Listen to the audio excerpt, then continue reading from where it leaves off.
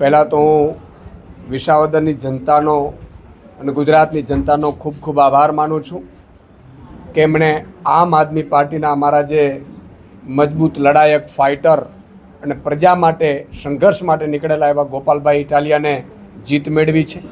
હું આમ આદમી પાર્ટીના એક એક સૈનિકને, એક એક યોદ્ધાને, એક એક હોદ્દેદારને અભિનંદન પાઠવું છું કે એમણે ભાજપની સામ દામ દંડ ભેદ પૈસા રૂપિયા આ બધાથી પર રહી અને એની સામે યુદ્ધ લડ્યા છે. આમ આદમી પાર્ટીનો એક એક સૈનિક છેલ્લા કેટલાય સમયથી વિસાવદરની ભૂમિમાં વિસાવદરની જનતા માટે એ લડાઈ લડતા હતા.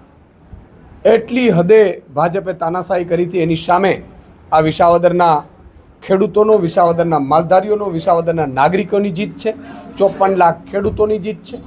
1 કરોડ અને 20 લાખ શ્રમિકો, મજૂરો અને માલધારીઓની જીત છે. આ જીતે સાબિત કરી બતાવ્યું છે કે જો તમારામાં લડવાની તાકાત હોય, પ્રજા માટે લડવાની તાકાત હોય તો પ્રજા તમારી સાથે રહે છે. તમે જુઓ, વિસાવદરમાં ચૂંટણીમાં ભાજપે તમામ પ્રકારના હાથગંડા અપનાવી લીધા. અમારી પાસે કશું જ નહોતું.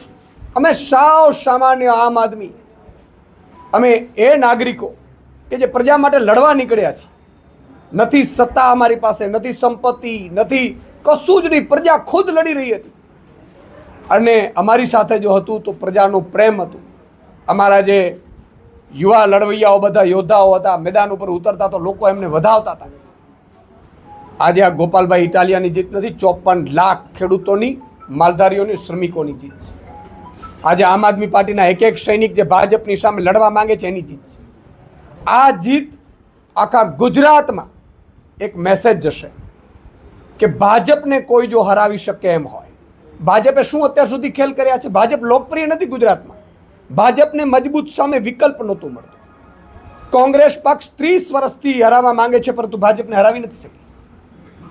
એના જેટલા પણ લીડરો હતા એને ભાજપે સામ દામ દંડ ભેદ લઈને પોતાનામાં લઈ લીધા. લગભગ 70 જેટલા લીડરો. છેલ્લે તમે જુઓ, 6 ધારાસભ્યો કોંગ્રેસના, 5 થી 6 ધારાસભ્યો ગયા અને 5 થી 6 ધારાસભ્યોમાં આમ આદમી પાર્ટીએ પણ એમને મદદ કરી, ઉમેદવાર ન ઊભા રાખીને, છતાંય કોંગ્રેસને જીતી ન શકી. ભાજપે આમ આદમી પાર્ટી ઉપર હાથ નાખ્યો હતો.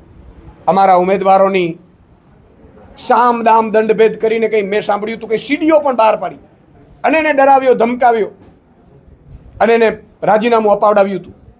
પણ એને ખબર નથી આ ગુજરાતનો આમ આદમી છે. આ ગુજરાતના લડવૈયા સંઘર્ષો છીએ. અમે પામવા માટે રાજનીતિમાં નથી આવ્યા.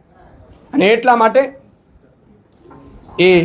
એ સીટ પાછી ગુજરાતની જનતાએ પાછી ભાજપની તાનાશાહી સામે લડીને લાવી છે. આ ગુજરાતની જનતા લાવી છે, આમ આદમી લાવ્યો છે. આ બેરોજગારો, ખેડૂતો, વંચિતો, શોષિતો જે અંદરથી ચાહી રહ્યા હતા કે કોક અમારા માટે સંઘર્ષની લડાઈમાં આવે, અને એટલા માટે ગુજરાતમાં એક મેસેજ ગયો છે. કોંગ્રેસે ઉમેદવાર પણ ઊભો રાખ્યો ભાજપના કહેવાથી, મેં સાંભળ્યું હતું. એની ડિપોઝિટ પણ રહી નથી, આપ જાણી શકો છો. અને એટલા માટે આ આખા ગુજરાતમાં મેસેજ ગયો છે. કોંગ્રેસના નીચેના કાર્યકર્તાઓ છે, બિચારા ખૂબ સારા છે, ખૂબ મહેનત કરે છે. 30 વર્ષથી એને એમ કે અમે ભાજપને હરાવી લેશું, હરાવી લેશું, હરાવી લેશું. પણ ઉપરના નેતાઓ ખબર નહીં શું ધંધાદારી બની ગયા છે કે સેટિંગબાજ થઈ ગયા છે કે ઠેકડા મારીને કાં ભાજપમાં જાય ને કાં ભાજપ માટે કામ કરે, જેમ રાહુલ ગાંધીએ કીધું. અને એટલા માટે આમ આદમી પાર્ટી ઉપર આખા ગુજરાતની ઉમ્મીદ હતી અને અમે ઉમ્મીદ ઉપર ખરા ઉતર્યા છે. અમે કશું જ નથી કર્યું. ચૂંટણી જનતા લડી છે ને ચૂંટણી જનતા જીતી છે. અમે બસ એના સંઘર્ષના સાથી બનીને ઊભા રહ્યા છીએ. ગોપાલ ઇટાલિયા હોય, અમારા તમામ લીડરો હોય, બસ લડવા માટે અમે આવ્યા છીએ. મને અફસોસ ત્યારે થયો તો 2022માં કેટલીક જગ્યાએ મજાક ઉડાડતા હતા ભાજપના લોકો કે તમે ખેડૂત કરો છો, તમે ગરીબો શ્રમિકોની વાત કરો છો, અમે આ રહ્યા ઉદ્યોગપતિથી સાથે ચાલીને પૈસાથી ખરીદી લઈએ છીએ. એને આજે લપડાક થઈ છે. રૂપિયાથી તમે ઉમેદવારો ખરીદી શકશો, પ્રજાને ખરીદી નથી શકાતી. આજે વિસાવદરની જનતાએ મેસેજ આપ્યો છે કે આ ગુજરાતમાં હવે આમ આદમીની જીત થશે. અને આનાથી આખા ગુજરાતમાં પણ એ મેસેજ ગયો છે. એટલે કોંગ્રેસના અદના કાર્યકર્તાઓ છે જે ભાજપને હરાવવા માંગે છે, એમને મારી વિનંતી છે કે છોડો કોંગ્રેસ. તમારા લીડરો ઉપર વિશ્વાસ કરવાની જરૂર નથી. કાં તો એ ઠેકડા મારી જશે અને કાં તો એ તમારા સોદાઓ કરશે. પણ તમારે જો ભાજપને હરાવવી હોય તો એક જ પાર્ટી ગુજરાતમાં છે, એ આમ આદમી પાર્ટી છે. અને આમ આદમી પાર્ટી લડાવી શકે છે. લડી શકે છે. અમે ગોળીઓ ખાવા પણ તૈયાર થઈએ પ્રજા માટે, અને એની આ જીત છે. જીતમાં હું તમામ અભિનંદન આપું છું. કોડીમાં ભાજપને પણ, અહીંયા આમ આદમીને અભિનંદન આપું છું. હાર્યા એને હતાશ થવાની જરૂર નથી. જે ચૂંટણીની હાર જીત ચાલતી રહેતી હોય છે. મેં કાર્યકર્તાઓને પણ કહું છું, કોઈ ઉન્માદમાં એવો કોઈ મેસેજ નહીં નાખે કે જેથી કરીને કોઈની લાગણીને ઠેસ પહોંચે. ચૂંટણીઓ છે, ચૂંટણીઓ ખેલદીડીથી લડાતી હોવી જોઈએ. ચૂંટણીઓ ખેલદીડીથી આપણે પ્રજાની સેવા કરવામાં આવે છે. અમને જીત મળી છે, અમારી જવાબદારી પ્રજાએ વધારી છે. પાછા 5 પાંડવો થયા છે. એ 5 પાંડવોને વિધાનસભામાં એને પ્રજાનો અવાજ બનવું પડશે. અને અમે ખાતરી આપી છે, ગોપાલભાઈ ઇટાલિયા અને 5 પાંડવો વિધાનસભામાં ફરીથી ગુંજવશે વિધાનસભા.